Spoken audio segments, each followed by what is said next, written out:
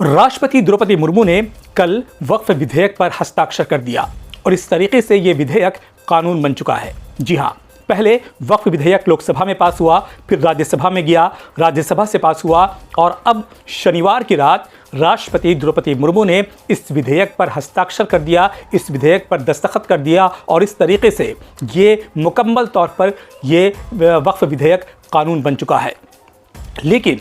इस कानून के खिलाफ सुप्रीम कोर्ट में कानूनी लड़ाई लड़ने की बात की जा रही है और वक्फ कानून को लेकर के कई याचिकाएं सुप्रीम कोर्ट में दाखिल हो चुकी है। मुस्लिम संगठनों की तरफ से, विपक्षी पार्टियों की तरफ से लगातार याचिकाएं दाखिल की जा रही हैं और अब तक बेशुमार याचिकाएं सुप्रीम कोर्ट में दायर की जा चुकी हैं।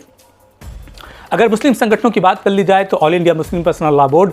उसी तरीके से जमीयत उलमा हिंद और भी कई संस्थाएं हैं जो कि सुप्रीम कोर्ट का रुख कर रही हैं। और इसी तरीके से अगर विपक्षी पार्टियों की बात कर ली जाए तो कांग्रेस पार्टी जो है उसकी तरफ से याचिका दाखिल की गई है, MK स्टालिन की जो पार्टी है DMK उसकी तरफ से याचिका दाखिल की गई है। इसी तरीके से अगर बात कर ली जाए तो असदुद्दीन ओवैसी ने इस ताल्लुक़ से याचिका दाखिल की है और अमानतुल्लाह खान जो आम आदमी पार्टी के विधायक हैं दिल्ली के ओखला से, उन्होंने भी इस मामले को लेकर के अर्जी दाखिल की है। तो तमाम जो मुस्लिम संगठन और विपक्षी पार्टियां हैं उनकी तरफ से लगातार याचिकाएं सुप्रीम कोर्ट में दाखिल की जा रही हैं, सुप्रीम कोर्ट में लगाई जा रही हैं। अब ऐसे में सबसे बड़ा सवाल ये उठता है कि सुप्रीम कोर्ट अब आगे क्या कर सकता है या सुप्रीम कोर्ट इन याचिकाओं को लेकर के क्या रुख इख्तियार करेगा। तो देखिए, सुप्रीम कोर्ट सबसे पहले ये देखेगा कि ये याचिकाएं जो दाखिल की जा रही हैं वक्फ कानून को लेकर के, क्या ये सुनने योग्य है, क्या ये हियरिंग के लायक है या नहीं है। आपने सुना होगा कि कई याचिकाएं सुप्रीम कोर्ट में दाखिल की जाती हैं लेकिन उन्हें रद्द कर दिया जाता है, उन्हें खारिज कर दिया जाता है, उस पर बहस की ज़रूरत ही नहीं समझी जाती है। तो सबसे पहले सुप्रीम कोर्ट ये देखेगा कि ये इन याचिकाओं में कितना दम है, इन याचिकाओं में जो बातें की जा रही हैं वो सुनने योग्य है, उस पर हियरिंग हो सकती है या नहीं हो सकती है। अगर सुप्रीम कोर्ट को ऐसा लगता है कि हाँ इनकी बातों में दम है तो फिर सुप्रीम कोर्ट इन तमाम अर्जियों को एक्सेप्ट कर लेगा और सबसे पहले सुप्रीम कोर्ट सरकार को नोटिस जारी करेगा और जवाब तलब करेगा, जिसमें कुछ वक्त दिया जाता है सरकार को और सरकार से जवाब तलब किया जाता है कि इन मामलों को लेकर के आपके ऊपर ये आरोप लग रहे हैं,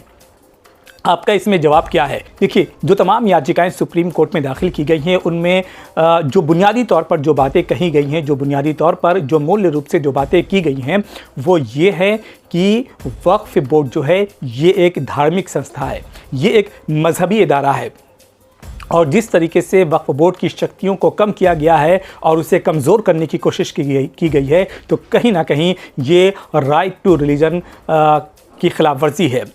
ये हस्तक्षेप है हमारे रिलीजन के अंदर और हमारे मज़हब के अंदर और इसी को बुनियाद बना करके तमाम तरीके की याचिकाएं जो हैं वो दाखिल की गई हैं। और सुप्रीम कोर्ट को ये इख्तियार है, सुप्रीम कोर्ट अगर चाहे तो वो इस कानून को रद्द कर सकता है, वो इस कानून को निरस्त कर सकता है, ये इख्तियार है सुप्रीम कोर्ट को।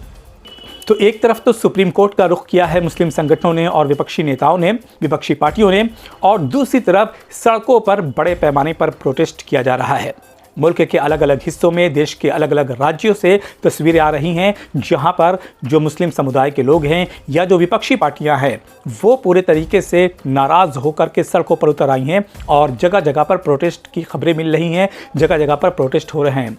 और देखिए, इस मामले में दूसरी जो सबसे बड़ी और अहम बात है वो ये है कि RSS की इंग्लिश की पत्रिका है ऑर्गेनाइज़र,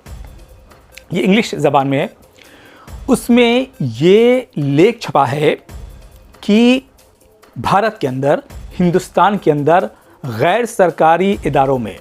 सरकारी इदारों के अलावा गैर सरकारी जो इदारे हैं उनमें सबसे ज़्यादा जो संपत्ति है वो कैथोलिक चर्च के पास है। यानी अब अगला निशाना ईसाई समुदाय है। जी हाँ, पहले तो ये कहा जा रहा था कि रेलवे के बाद और आर्मी के बाद सबसे ज़्यादा जो संपत्ति है, सबसे ज़्यादा जो ज़मीन है वो वक्फ के पास है और वक्फ का जो मिशन है वो इस सरकार का पूरा हो गया, वक्फ विधेयक जो है वो कानून बन चुका है। और अब दूसरा जो सबसे बड़ा निशाना है वो अब ईसाई समुदाय के ऊपर है। और आपको याद होगा कि राहुल गांधी ने भरी संसद में ये कहा था कि ये वक्फ विधेयक जो लाया जा रहा है ये सिर्फ शुरुआत है, अभी जितने भी अल्पसंख्यक समुदाय के लोग हैं या अल्पसंख्यक समुदाय की संपत्तियां हैं, उनको हड़पने की शुरुआत वक्फ विधेयक से हो रही है और धीरे धीरे उनकी संपत्तियों को भी कब्जाया जाएगा। चाहे वो ईसाई हो, चाहे वो पारसी हो, चाहे वो जैन हो, चाहे वो बौद्ध हो, चाहे वो सिख हो, किसी को ये सरकार बख्शेगी नहीं और तमाम लोगों की संपत्तियों पर इस सरकार की नज़र है। ये दावा राहुल गांधी ने किया था और देखिए वही तस्वीर निकलती हुई सामने आ रही है। ऑर्गेनाइजर में जब ये छपा, उसके बाद राहुल गांधी ने ट्वीट किया। राहुल गांधी ने कहा कि हमने भरी संसद में यह आवाज़ उठाया था कि वक्फ विधेयक तो सिर्फ और सिर्फ शुरुआत है, अभी कई लोगों को निशाना बनाया जाएगा। और देखिए कि आरएसएस का जो मुख्य पत्रिका है द ऑर्गेनाइजर, उसमें क्या लिखा गया है। उसमें ईसाई समुदाय को निशाना बनाया गया है और कहा यह गया है कि सबसे ज़्यादा कैथोलिक चर्च के पास इस भारत में ज़मीन है,